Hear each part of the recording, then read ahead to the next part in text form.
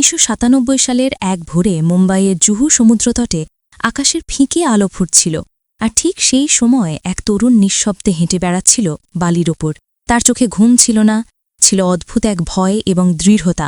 সে আগের রাতে একটি অজানা লোকের কাছ থেকে একটি চিঠি পেয়েছিল, যেখানে লেখা ছিল, তোমার বাবার নাম বড়, কিন্তু তোমার নিজের আলো যদি জ্বালাতে চাও তাহলে তোমাকে নিজেকে ভাঙতে হবে বারবার। আর এই চিঠির লেখক কে আজও কেউ জানে না, কিন্তু সেই চিঠিই নাকি অক্ষয় খন্নার জীবন বদলে দিয়েছিল। কারণ সেদিন সকালেই সে নাকি নিজেকে প্রতিশ্রুতি দিয়েছিল যে সে এমন অভিনয় করবে যা একদিন মানুষকে ভাবাবে, অন্ধকারে আলো খুঁজতে বাধ্য করবে। আর এখান থেকেই শুরু হয় অক্ষয় খন্নার সেই যাত্রা, যে যাত্রা শুধু বলিউডের একজন তারকার গল্প নয়, বরং একজন মানুষ নিজের ভয়, দ্বিধা, একাকিত্ব, পারিবারিক চারক আত্মসম্মানের লড়াই এবং অসম্ভব প্রতিভাকে কেমন করে রূপ দিতে পারে তার এক অসাধারণ কাহিনী। অক্ষয় খন্না জন্মেছিলেন ১৯৭৫ সালের ২৮শে মার্চ মুম্বাইয়ে বলিউডের কিংবদন্তি অভিনেতা বিনোদ খন্না এবং মডেল অভিনেত্রী গীতাঞ্জলি তালেয়ারের ঘরে। ছোটবেলা থেকেই তিনি ছিলেন অন্তর্মুখী, শান্ত, নিজের ভেতরেই ডুবে থাকা এক ছেলে। অন্য বাচ্চারা যেখানে ক্যামেরার সামনে দাঁড়াতে ভালোবাসত, অক্ষয় সেখান থেকে দূরে থাকত। স্কুলে তার শিক্ষকরা বলতেন, এই ছেলেটা চোখ দিয়ে কথা বলে, কিন্তু কথা বলতে চায় না।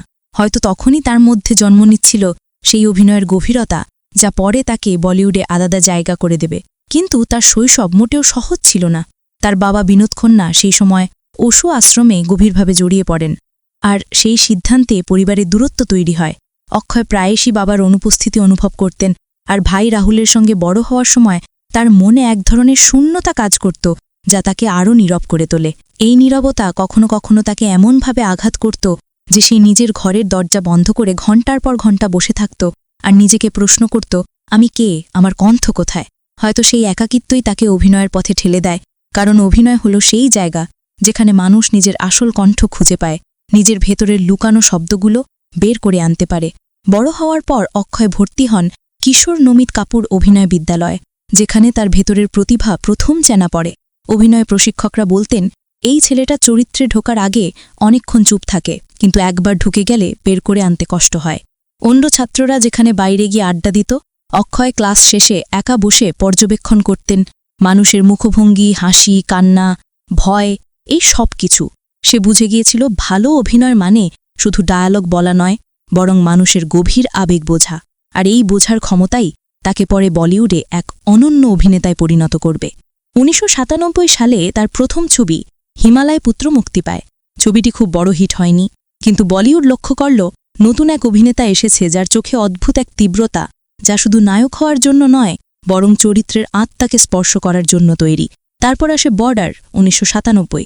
সেই ছবিতে অক্ষয় প্রমাণ করে দেয় যে সেই শুধু নায়কের দৌড়ে নেই, সে একজন পারফর্মার যে চরিত্রকে জীবন্ত করে তোলার ক্ষমতা রাখে। তার সংলাপ মা মে ঘর আউঙ্গা আজও মানুষের মনে গেঁথে আছে। ছবিটি তাকে সেরা নবাগত অভিনেতার পুরস্কার এনে দেয়, আর একই সঙ্গে তাকে আলাদা জায়গায় দাঁড় করায়। অক্ষয়ের ক্যারিয়ারের সবচেয়ে বড় বৈশিষ্ট্য হল সে কখনোই ঢালাই করা বাণিজ্যিক নায়কের পথে হাঁটেনি, বরং সে বেছে নিয়েছে অদ্ভুত, জটিল, মনস্তাত্ত্বিক, অগোছালো মানুষের গল্প, যেমন দিল চাহতা হ্যায়, যেখানে ত্রয়ীর মধ্যে তার চরিত্র সবার চেয়ে সংযত, পরিণত এবং আবেগী। অক্ষয় সেটিকে এমনভাবে ফুটিয়ে তুলেছিলেন যে আজও মানুষ বলে, দিল চাহতা হ্যায় সবার মধ্যে অক্ষয় খন্নাই সবচেয়ে বাস্তব ছিল। কিন্তু পর্দার পেছনের অক্ষয় ছিল সম্পূর্ণ ভিন্ন। সে ততদিনে বুঝে গেছে খ্যাতি তাকে সুখ দেয় না। সে মিডিয়াকে এড়িয়ে চলতে শুরু করল, পার্টি এড়াতে লাগল, আর খ্যাতির হইচইয়ের মধ্যে নিজেকে হারাতে চাইল না। এমনকি সে কয়েক বছর অভিনয় থেকেও দূরে সরে যায়, কারণ তার মতে, আমি শান্তিতে বাঁচতে চাই, অভিনয় আমার ভালোবাসা, কিন্তু সে আমাকে গ্রাস করুক তা চাই না। এই কথাটা বলেই সে নির্মম সত্যটা প্রকাশ করেছিল। বলিউড তার জন্য কখনোই সহজ ছিল না। অক্ষয় যখন রূপালী পর্দায় ফিরে আসে, তখন সবারই অবাক হয়ে দেখে যে সে যেন আরও গভীর, আরও শক্তিশালী। গান্ধী, মাই ফাদারে মহাদেবের চরিত্রে সে অভিনয় করে দেখিয়েছিল যে সে শুধু তারকা নয়, সে একজন শিল্পী। তার মুখের আবেগ, শরীরের ভাষা, ভেতরের যন্ত্রণা সবকিছু এত সত্য ছিল যে সে সমালোচকদের কাছেও বিশেষ সম্মান অর্জন করে। তারপর আসে দিশুম, মোম, সেকশন 357, ডক্টর অজয় কুমার, আর প্রতিটি ছবিতে সে আগের অক্ষয়কে ছাড়িয়ে যায়। বিশেষ করে সেকশন 357-এ তার কোর্টরুম সিনগুলো দেখার পর সমালোচকরা লিখেছিলেন, অক্ষয় খন্না ফিরে আসেনি, সে পুনর্জন্ম নিয়েছে।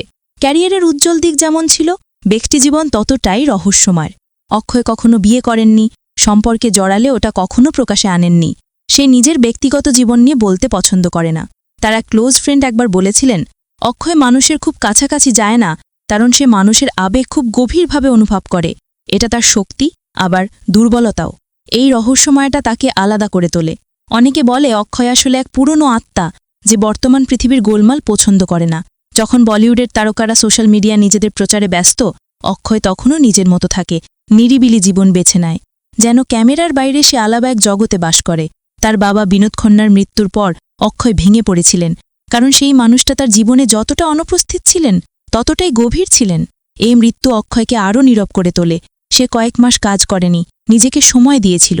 পরে এক সাক্ষাৎকারে সে বলেছিল, আমরা অনেক কথা বলিনি, কিন্তু আমি ওকে বুঝতাম, আর সে আমাকে। এই কথার মধ্যে তার শৈশবের বেদনা আর ভালোবাসা দুটোই লুকিয়েছিল। অক্ষয় খন্নার জীবনকে যদি এক লাইনে বলা হয়, তাহলে বলা যায় সে সেই মানুষ যে আলো থেকে দূরে থাকে কিন্তু আলো তাকে ছাড়ে না। সে সেই অভিনেতা যে কম ছবিতে কাজ করে কিন্তু প্রতিবার এমনভাবে করে যে মানুষ মনে রাখে। সে সেই আর্টিস্ট যে তার চরিত্রে নিজের জীবন ঢেলে দেয়, নিজের একাকিত্ব, নিজের বেদনা, নিজের নীরবতা, সবই। আজকের বলিউড যেখানে প্রতিযোগিতা, চমক, প্রচার এসবই মূল চালিকা শক্তি, সেখানে অক্ষয় খন্না এক ভিন্ন ধারা।